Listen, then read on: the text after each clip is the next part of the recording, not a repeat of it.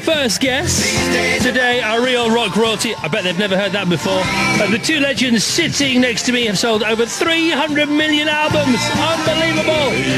Thank goodness for Woolies. Performed in every corner of the earth and have been entertaining fans for 4 fantastic decades. They truly are champions, yes. They are the champions of the world. Please welcome Queen superstars Bryan May and Roger Taylor. Good morning, gentlemen. Good morning, Chris. How are you today? Very good today. Are you awake now? Yeah, we're just about. Well, I'm doing my best over here. Doing my best.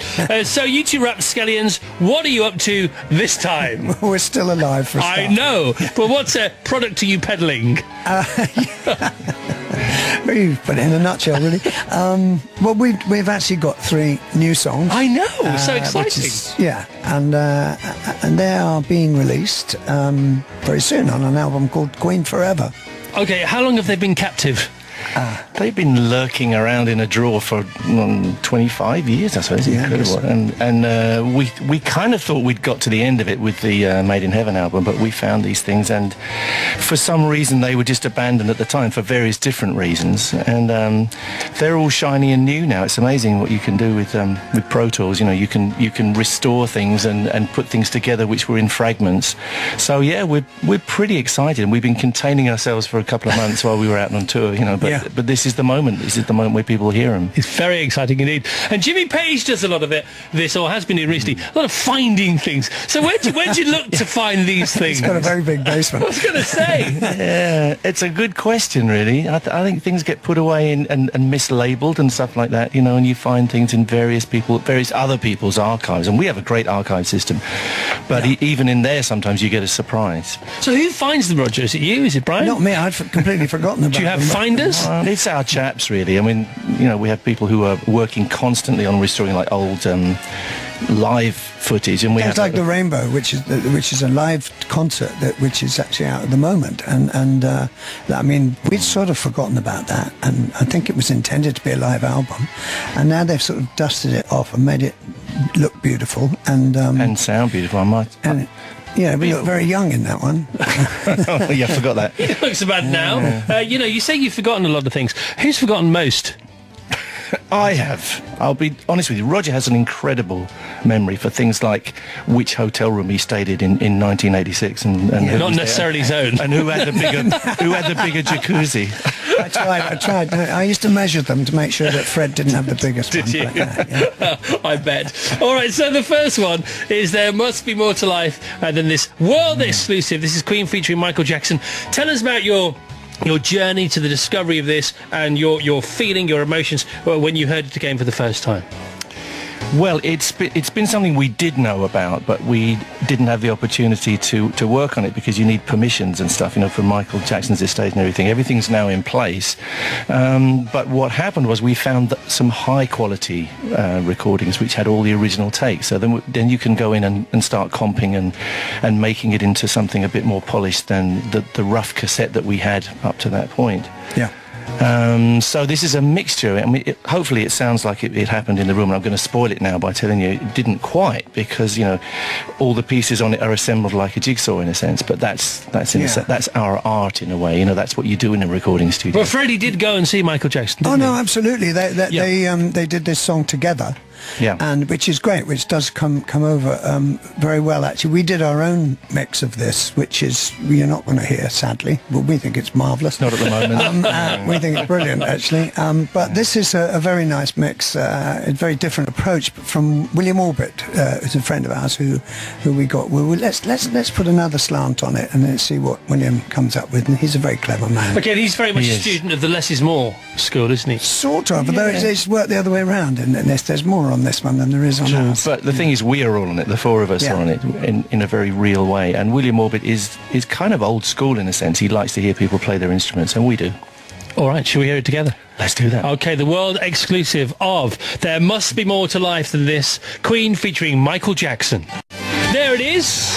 There must be more to life than this. So, you will not believe how attentively these two guys, Roger Taylor and Bryan May, were listening to that song. Headphones glued to their ears. An extraordinary experience for me, watching you two listen to that so intently. First of all, what were you listening for, Roger, and are you happy? I was listening for the balance between Freddie's vocal and Michael's vocal. And I'd have had them a bit louder. What, either one or both together? Both. Both together? Yeah, because they sing separately. What were you listening for, Brian? Yeah, similar things. That slightly bothered me as well. It's the first time I've heard it outside the studio, really. But I was listening to Freddie very closely, I guess. It's amazing to hear him sounding, the way he always did. And that's the kind of emotional thing. No matter how many times it happens, it always affects you. Because it goes back to 1981. So it's quite...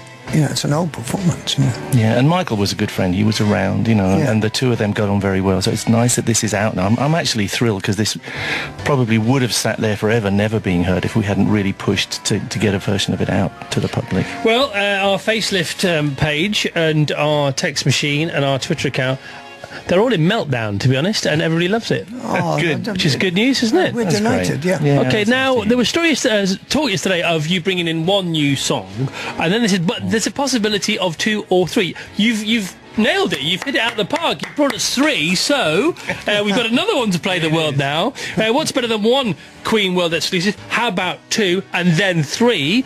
So Let Me In Your Heart Again. Tell us about this one. Well, it's a very strange story, really. We were in Los Angeles about 1980-something, early 80s, doing which album? The Works album. Yeah. And it's a song which I brought in and sort of laid in front of Freddie, and he had a go. When we first started doing it, Freddie's went, "Oh my God, Bryan," and unprintable words. "Why do you always try and make me sing things that are really impossible?" So we did a few takes and didn't quite feel satisfied, and I thought the words were quite finished and stuff, so we left it. Actually, for a number of reasons. And it's always been there, but when we got it out this time, suddenly some things clicked, and it seemed apparent that if we used this outtake here and this outtake here and sort of reconstructed the middle bit, it would actually work and it would be finished as a song. So that's it, really. I've probably said too much already.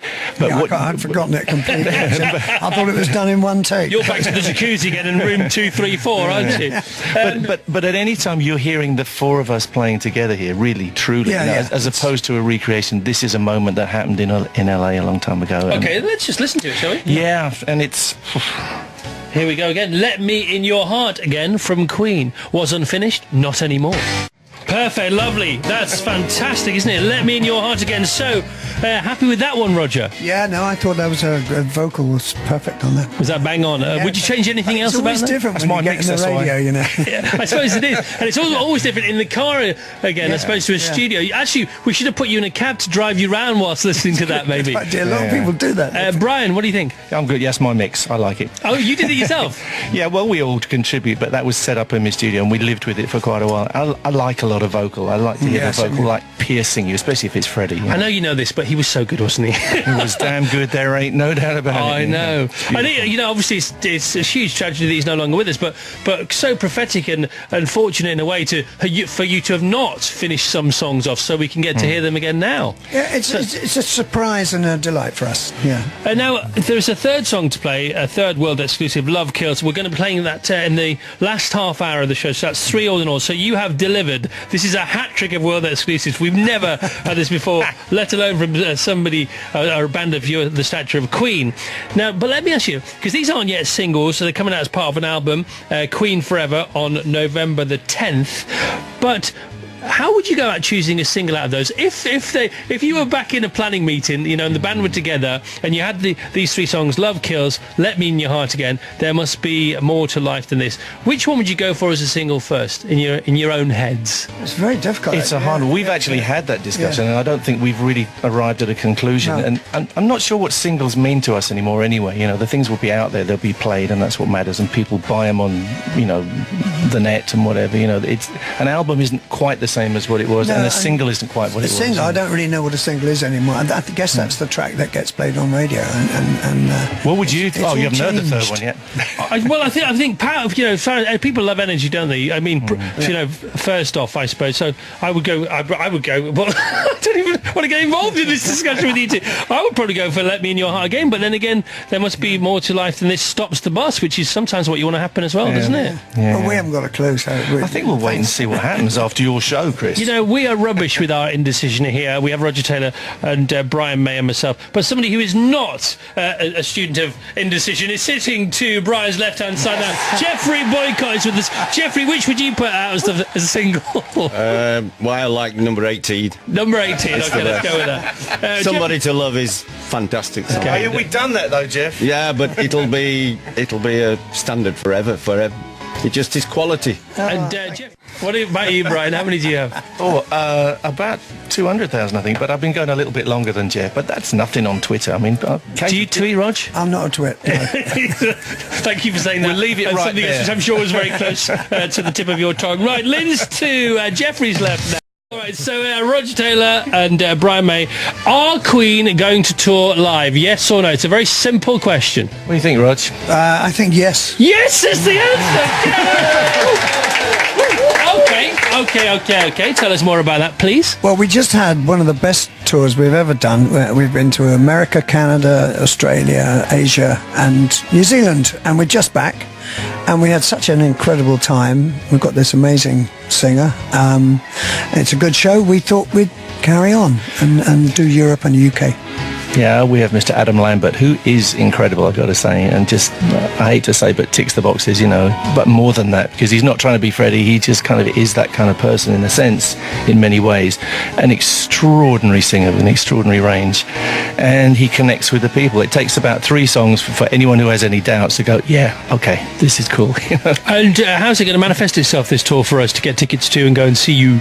Well, I think when we're announcing it, I don't know. Apparently we can't announce it today, but it's very close. We have our finger like a millimetre from the button. But it's a yes. It's a yes. Yes. We're doing it. You voted yes. Yeah, definitely. Well, to this, yes. We're not allowed to mention the war, but yes, on this we voted yes. Right, now, you know, one of the best ways to warm up, I know you've sort of been doing it already, but one of the best ways to warm up on home turf for something like this is to play The Children Need Driving Down at my pub next year. You know that, don't you? Yes?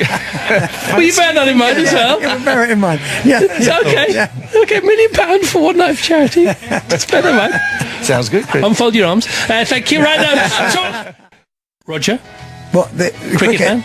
No, I'm afraid I don't really Brian? get it. I love cricket, yeah. If I ever get the moments to go out there. I don't know it as well as I used to when I was a boy. All right, well, we're going to talk Compton days. But we'll talk a bit more cricket with And the Jeffrey Jeff Boycott Boycott days. next. Seven's Breakfast Show. All right, so we have Roger Taylor here. We have Brian May from Queen, our third world exclusive from Queen, Love Kills. Tell us about this one of you guys, if you don't mind. Well, Jim Beach, our manager, has had quite a lot to do with this because he kept saying, look, there's a track we haven't looked at, which is called Love Kills, and we should look at it. And it was done as a disco track, really, for George Moroder, with George Moroder, for the reissue at the time of the Metropolis, the Fritz Lang film Metropolis, of which we used bits for Radio Freddie was doing it as his first solo record. But of course, unbeknownst to everybody else, we're all on it. Anyway, we are on the original. Did he do that a lot? Yeah, we all did it. Yeah. Kind of happened, yeah. But anyway, I pulled this out again. You pull it out of the drawer, and I put it, and I thought this is not going to work. I kind of wanted to make it into a ballad instead of a disco track, and I thought it ain't going to work because you're going to hear all the drums coming through his headphones. So we put the tapes up and soloed his vocal clean as a whistle. Amazing. So I thought, yeah, it can work. And another gem in the drawer. That's some drawer you're talking about there. Here we go. Love Kills from Queen. Queen, Love Kills. I do believe there's something else coming. Always a little surprise. Yeah. A little surprise, anyway. Keeping us DJs on our toes there. That's Freddie too, of course. That ain't anybody else. That's Freddie too. All right. We may well play another of the tracks we played already once again today. What do you think of that one, Roger? Happy with that? Yeah, I don't think that's it brings out the song. I much prefer it to the sort of dancey version. Yeah. Okay. Yeah. Brian? Yeah, I kind of fell in love with it, really. And you have this moment where you think, is this really going to work? But Roger actually called in when we were in the middle of sort of restructuring it and started to play. And I thought, yeah, it's a kind of a half-time version if you hear the original. Yeah. And I think it really does bring out the tenderness of the song. Freddie would do things and kind of throw them away. And he used to say, oh, it's tomorrow's fish and chip paper. But there was so much passion and so much of himself in his lyrics and the way he delivers. He's amazing. So to me, I love it, yeah. We've only just really really realised over all these years after he's dead how good he was. He was pretty damn good. The rest of us have been trying to tell you that for years. You just didn't get it, did We were you? living with it, you see. Just because he bought that Rolls Royce before you did, you're just about getting over that now, aren't you? Just about. That's some story. I love it. It's one of my favourite stories ever. Anyway, we'll put that out somewhere later somehow. So we have Roger Taylor, we have Brian May from Queen talking about Queen's new album Queen Forever, out on the 10th of November. They have confirmed they will be touring, which is great news, and performing at the Drive and Dine next year in my pub, which is brilliant news. Ticket sales through the roof. Also here with us this morning we have George Ezra.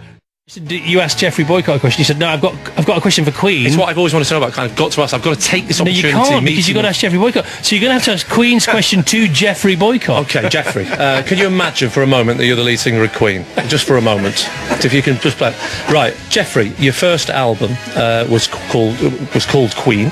Your second album was called Queen 2. My question is, where'd you get your ideas? Right, Brian, where did you get your ideas? That was a hard one, wasn't And it? I want to give you a question. When you first came together, young, vibrant, we know Freddie's got this distinctive voice and he's brilliant. We all know that now. Chris has said it all. But when you were young, you must have wanted to be a singer. So he's became the lead singer. But what about when you were young? Did you sing lead, either of you? Your songs, he just turned out to be the best, but you must have at some stage, didn't you? I did sing lead, as Roger here. I did, but I actually wanted to be a drummer more.